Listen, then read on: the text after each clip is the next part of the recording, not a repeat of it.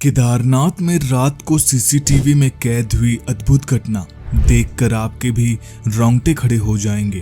केदारनाथ धाम में आखिर ऐसा क्या हुआ था? मंदिर के पंडित ने आखिर रात में सीसीटीवी में क्या देखा? आखिर क्या दिखा था ऐसा कि मंदिर के साधु और जिस तक ये बात पहुंची वो सभी हैरान रह गए। केदारनाथ धाम में अक्सर लाखों करोड़ों की तादाद में लोगों की भीड़ लगी रहती है।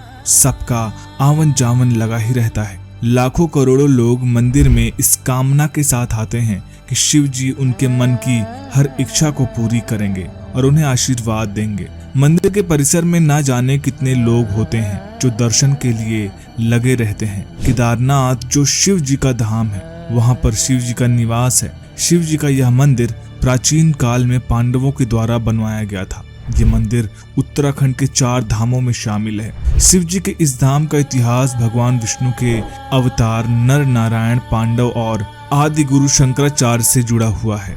ये मंदिर हिमालय क्षेत्र में है। मंदिर के बाहर परिसर में शिव जी के वाहन नंदी विराजित हैं। महाभारत के समय यानी द्वापर युग में केदार क्षेत्र में शिव जी ने पांडवों को बैल रूप में दर्शन दिए थे। वर्तमान मंदिर का निर्माण आदि गुरु शंकराचार्य ने 8वीं 9वीं सदी में करवाया था। ये मंदिर उत्तराखंड के 4 धामों में से एक है। केदारनाथ धाम की सुंदरता के बारे में अगर कहा जाए तो शायद शब्द भी कम पड़ जाएंगे।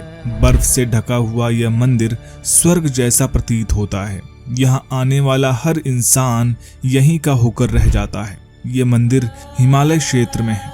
यही कारण है कि यह मंदिर शीत ऋतु के दिनों में बंद रहता है। मंदिर में कई साधु रहते हैं। दूर दूर से यहाँ साधु शिव जी की पूजा अर्चना करने आते हैं। भगवान भोलेनाथ को देखने की इच्छा हर किसी के मन में रहती है, लेकिन यह मौका हर किसी को नहीं मिलता। करोड़ों में से बस कोई एक ही होता है जिसे भोलेनाथ अपने दर्शन देते हैं। इसी आस में कई साधु काफी सालों तक तपस्या भी करते हैं। कई तो 100 साल तक तपस्या करते हैं भगवान भोलेनाथ की। ऐसा ही एक तपस्वी साधु था जिसका नाम रामचंद्र था। वो साधु बहुत वेद व्यास का ज्ञानी था और मानवता से पूर्ण था। उसने अपनी पूरी जिंदगी भगवान शिव पर न्यौछावर कर दी थी। उसकी बस एक ही इच्छा थी, वो था भगवान भोलेनाथ के दर्शन। लेकिन दोस्तों, जैसा कि हमने आपको बताया कि करोड़ों लोगों में से सिर्फ कोई एक ही ऐसा होता है जिसे भोलेनाथ अपने दर्शन देते हैं। वो साधु ये बात अच्छे से जानता था। भोलेनाथ के दर्शन प्राप्त करना इतना आसान नहीं है। रामचंद्र ने अपना घर कई सालों पहले ही छोड़ दिया था और सारे मोह माया और सभी बंधन से मुक्त होकर वो भगवान शिव की तपस्या में लग गया। तपस्या के अलावा वो जरूरतमंद और गरीबों की मदद भी करता। कई भूखे गरीब बच्चों की भी मदद करता। इतनी तपस्या के कारण साधु के पास एक अलौकिक शक्ति आ गई थी जो स्वयं भगवान शिव का चमत्कार ही था। साधु को कई भटकती हुई आत्माएं नजर आती थीं, जिनकी आखिरी इच्छा अधूरी रह गई थी। केदारनाथ आपदा के बाद तो आत्माओं की संख्या बढ़ गई थी। कुछ आत्माओं को मुक्ति इसलिए भी नहीं मिलती क्योंकि उन्होंने अपनी जिंदगी में कई बुरे कर्म किए होते हैं, तो उन आत्माओं को पृथ्वी लोक पर ही छोड़ दिया जाता है। इसलिए उनकी आत्माएं हमेशा के लिए भटकती रहती हैं। साधु उन सभी आत्माओं को देख सकता था और सुन भी सकता था। यह शक्ति उसे शिव जी के तरफ से वरदान में मिली थी। साधु ने कभी अपनी इस शक्ति का गलत इस्तेमाल नहीं किया, बल्कि कई साधुओं की अंतिम इच्छा को पूरी करके उन्हें मुक्ति दिलाई है। उनमें से ही एक आत्मा थी जिसका नाम था राजश्री। कुछ सालों पहले राजश्री अपनी बेटी गंगा के साथ रहती थी। उसका पति काफी सालों पहले उसे छोड़कर चला गया था और राजश्री के जीने की वजह सिर्फ उसकी बेटी गंगा ही थी। गंगा एक लड़की होने के बाद भी राजश्री ने कभी उसे किसी चीज की कमी महसूस होने नहीं दी। अकेले कमाने के बावजूद वो पूरी कोशिश करती कि वो अपने बेटे की पढ़ाई पूरी करवा सके। उसकी बस एक ही इच्छा थी और वो थी कि उसकी बेटी पढ़ लिख कर अफसर बन जाए। लेकिन एक जमींदार की बुरी नजर उसकी बेटी पर पड़ गई।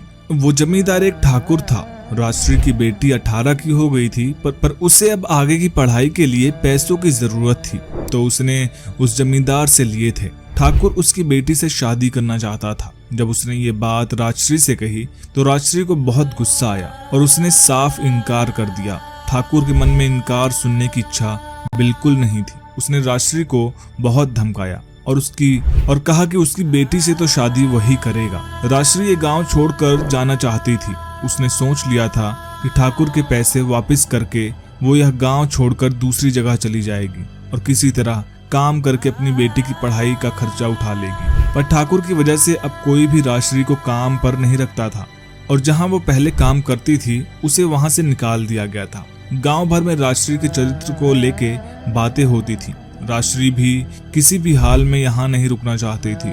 उसने यहाँ से निकलने की कसम खा ली थी। उसके पास कुछ जेवर थे जो उसने सोचा कि वो बेच देगी और ठाकुर के पैसे वापस कर देगी। अपने जेवर बेचकर उसने पैसे तो वापस कर दिए और ठाकुर के मन में अभी भी उसकी बेटी से शादी करने की इच्छा थी। राजश्री ने अगली सुबह गांव से निकलने की तैयारी की। इस बात की भनक जैसे ठाकुर को चली, उसने चालाकी से राजश्री को घर से बाहर बुलवाया और अपने आदमियों से उसे उठवा लिया और एक सुनसान जगह पर राजश्री की हत्या कर दी और उसे गाड़ दिया। अब गंगा अकेली रह गई। अब उसे लगने लगा कि उसके बाबा की तरह उसकी माँ भी उसे छोड़कर कहीं चली गई। गंगा ने अपनी माँ का पता लगाने की भी कोशिश नहीं की और उससे नफरत करने लगी। जब ठाकुर उसके पास आया तो उसने कहा कि तुम्हारी माँ कर्जे में डूबी हुई थी, शायद इसलिए वो भाग गई। उसका कर्ज उतारने के लिए उसने शादी का प्रस्ताव रखा जिसे गंगा ने ठुकरा दिया। अब ठाकुर उसे परेशान करने लगा। इन सब का जिम्मेदार गंगा अपनी माँ को मानती थी, इसलिए राजश्री की आत्मा को मुक्ति नहीं मिली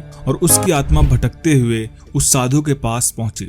जब साधु को पता चला इन सब के बारे में, तब साधु ने राजश्री की आत्मा को मुक्ति दिलाने का फैसला किया और पहुंच गए गंगा के पास। वहां जाकर उसने सारी बात गंगा को बताई और वो जगह दिखाई जहां उसकी माँ की लाश दफन थी। मगर ठाकुर को भनक लग गई कि गंगा की माँ की मौत का राज गंगा के सामने आने वाला है। अगर ये सच सामने आता तो गंगा सबको बता देती और ठाकुर को जेल हो जाती। ठाकुर अपने गुंडों के साथ गंगा और उस साधु का पीछा करते हुए गया। वो जगह केदारनाथ धाम के पास में थी। ठाकुर के गुंडों ने चारों तरफ से गंगा और साधु को घेर लिया। गंगा के गुंडों ने जानलेवा हमला किया और साधु को भी पकड़ लिया। गंगा ने किसी तरह खुद को छुड़वा लिया तो साधु ने गंगा से कहा कि तुम भोलेनाथ के धाम पहुंचो, वो तुम्हारी रक्षा करेंगे। गंगा भागते हुए केदारनाथ धाम की तरफ पहुंची। रात गहरी थी।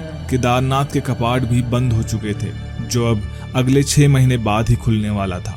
गंगा केदारनाथ धाम पहुंची।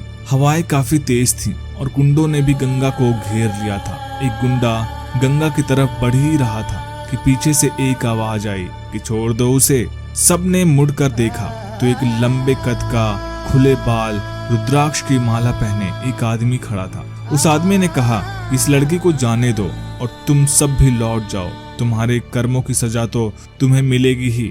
लेकिन ठाकुर और उसके गुंडों ने उनकी एक ना सुनी और ठाकुर के कहने पर उसके गुंडे उस आदमी पर हमला करने के लिए आगे बढ़ते हैं। लेकिन उस आदमी ने सिर्फ अपना हाथ ही आगे बढ़ाया था और वो गुंडे अपनी जगह ही खड़े रह गए। उस आदमी की उंगलियों के इशारे से ही गुंडे अपनी जगह से हिल भी नहीं पाते और अचानक से बेहोश हो जाते।